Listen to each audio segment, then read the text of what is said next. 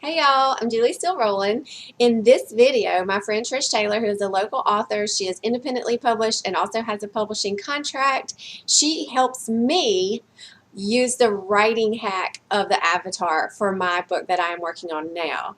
I thought this would be super helpful for seeing how the process works and how much the avatar can actually do for you when you're in this writing process. So if you want to know about that, if you haven't seen the video about what an avatar is, you might want to jump over there and watch that one first. But if you want to know about how to actually create your avatar, this is the video for you.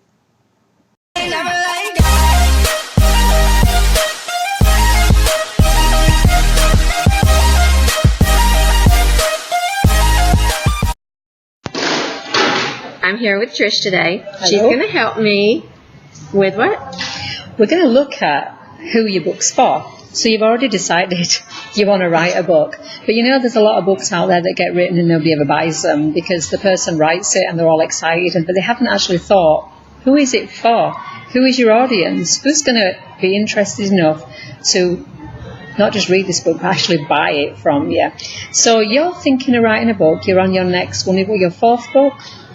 Okay, and so I'm going to take you through the process that we're going to, and this is just, we're going to do a loose process just to get you thinking about your niche and who this book's for. Julie's got other videos on avatars, so you can look up that. So, who is your book? Tell us in one sentence what your book's about, firstly.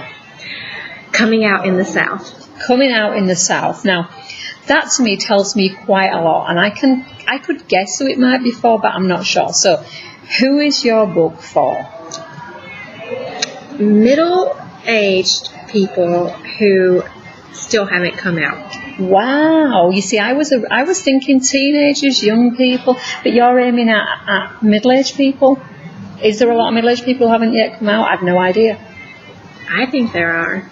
Now, you say you think there are, but do you know there are? Are you guessing? Well, that's kind of presumptuous for me to say that I know that there are a lot of people because they're in the closet. So I can't presume that they're gay. Okay, and they just haven't come out. You see the difficulty here? It's like unicorns. So Julie's going to reach a group of people. She's hoping to reach a group of people who she thinks exist, but she's not entirely sure. Oh wow, that was a good analogy. What? You got me with that. I was like, unicorns this, Trish. But do you see where I'm going with this? So we know that there are gay people in the closet because I don't know why. How do we know that? Because not everybody comes out. Not as easy as I thought it was. Right. So let's say that if we're talking about people who haven't come out of the closet, that presumably means that they don't go to where gay people go to. Right. Because one of the things when you're creating your niches, you're trying to find where those people are. Where do they hang out? Where is their tribe? How would you reach them? What kind of advertising would you look at? So for example, let's say you write a book and you put it on Amazon, and it's for people who want to come out in the South. It might be that a person who is in the closet in the South, is that right? That's the right phrase, isn't it? That they are not searching on their computer because they don't want other people to know. Right. This is actually quite a complex one. This is not the simplest one to work with. But she's identified that might be middle-aged. But what about...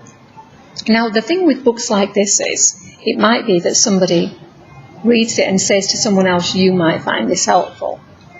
I don't know. They might become one that people tell people about. It's a Christmas gift. Cousin Joe who hasn't come out yet. I don't know if that's going to work. So let's say that let me change it and see if this makes it. Okay, so because we've already established a difficulty in trying to reach people who we don't know if they exist, and they might not know yet that they're there. So what if my audience is actually, or my avatar that we're working on is someone who is interested in what's going on in the South that affects minorities like LGBTQ people. Okay, so you're not aiming it at people who want to come out anymore? Well, those are the unicorns. I don't know where they go, so I can't really do that. So can I change it? Well, let me take you back one. You can change it, and that's why we're doing this process. And this is why it's really important to you, because if you write a book for a certain group of people, and you're not even sure where they are, and you begin advertising it to them, then you can't advertise it to them. You don't know where they are, and so you're never going to find them. You might find a few randomly. So new ones haven't come out, right? So think about you for a minute. You weren't middle-aged. I was 32. What are you defining as middle-age? Like 30 to 55. Oh, you see, we've got definition problems here, because you see, I think middle-age is 50 plus. Oh, okay. So what are we? Well, we're not a we, because I'm older than you. What are people between the ages of 30 and 50 something? I don't know. But we're not going to worry about a label right now. But okay, so let's go a little bit further. So we've discovered that we're not necessarily looking at people who are 50 and 60. We're looking at people who have kind of the teens and the 20s have passed them by, and they still haven't actually. They know themselves that they're gay, but they haven't actually. Right, and that's the reason that it's in the South, because a lot of people in the South hide their identity. Okay. Do you think any more than anywhere else? Maybe, but I don't know. I can't say that. Okay, so you see, the other thing is, so let's say that she's figuring out who her person is. Is this book only going to be aimed at people in the South? Are there other people in not just the US, but in other countries who would identify with this issue about not being able to come out? Yes. Right. So lots of other cultures that have got a similar a theme of maybe it's not as okay to be open about yourself and as it is in other parts of the country. So, and presumably, even if you live in New York, you might have family members who don't approve of who you are if they're new. So it might not. So the South would be a good tag for advertising and marketing, but actually it could be for more than the South, right? Right. For other countries, for other cultures. So let's get back to this person. Is it male or female, or is it both? Both. Okay. Okay, so you haven't thought about this yet? No. Well, I feel like, can I cheat a little bit with my audience, my avatar, because I know from doing testing on other things that most of the people who read my stuff are women. Okay. So is that fair? Well, the thing is, my avatar is a woman.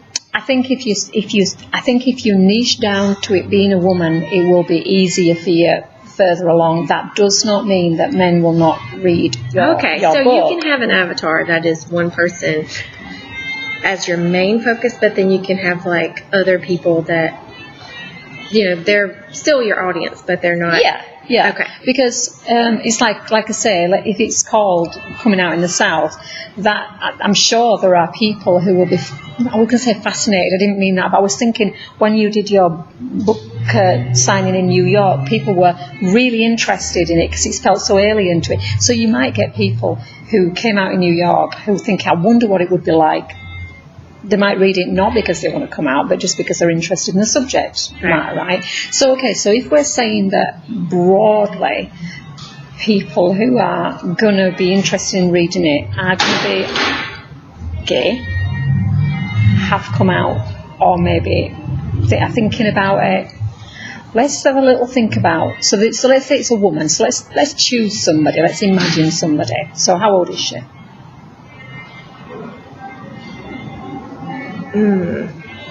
Let's just say she's 35. Okay. Give her a name. Sally. Okay. So why do we have to name her? Because it's going to be useful to talk about. Okay. So let's say that. So the first thing we need to check on, does Sally read? Because if she don't, we're wasting our time. Yeah. Okay, she so reads. Okay, so She reads audiobooks. Oh, she reads. It is reading, even though it's listening. So, all right, I think we. But let's pretend for a minute that she actually reads because it might be easier to Okay, read. Sally has kids, and the reason that she reads audiobooks, though, is because she doesn't have time to sit down and read regular books. Okay. So she reads, and what kind of stuff does she read now? She reads self-help. Okay. And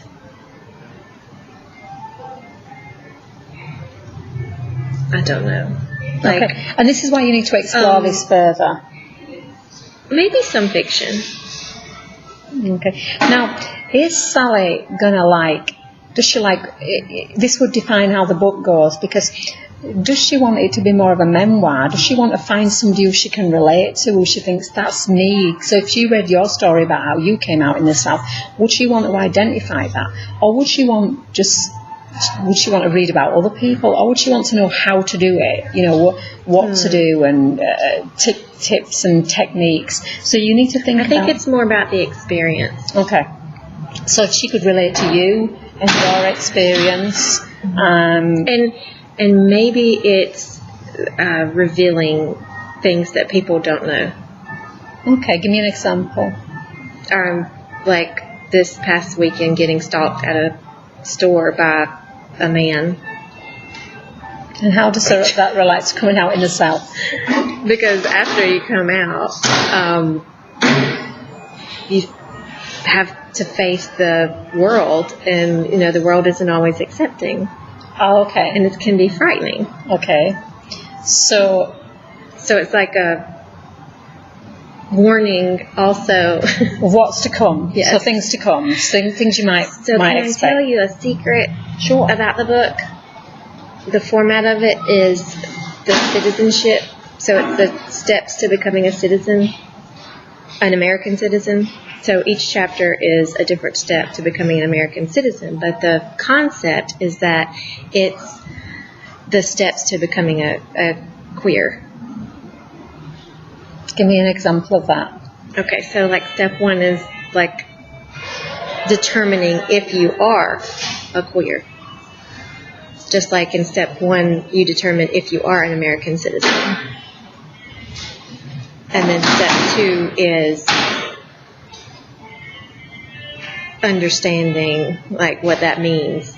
And then step three is applying, getting the paperwork done. So it's like this process. She didn't tell me this before, by the way, so I'm kind of like, I mean, you'd need to refine that more, because I'm not understanding that, and I became a citizen, so you know what I mean, so I'm kind of not. It's just a play on the irony of becoming a citizen and becoming a queer person. Okay, and queer is a word that is okay to use. I mean, I'm always unsure of, we're still learning. It's an umbrella term for anyone who is LGBTQ.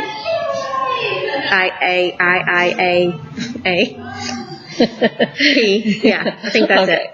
So you've explained a little bit about your thoughts about that that process, and you can mention in the comments if you think that makes sense to you, because I'm still again, that's new to me, so it'll be new to you. So this is what you have to do. It's a new concept. Yeah, and this is what you have to do when you come in. Before you start writing your first words, work it out, because I have had ideas for books, and when I've talked it over with people, they've been a horrible idea.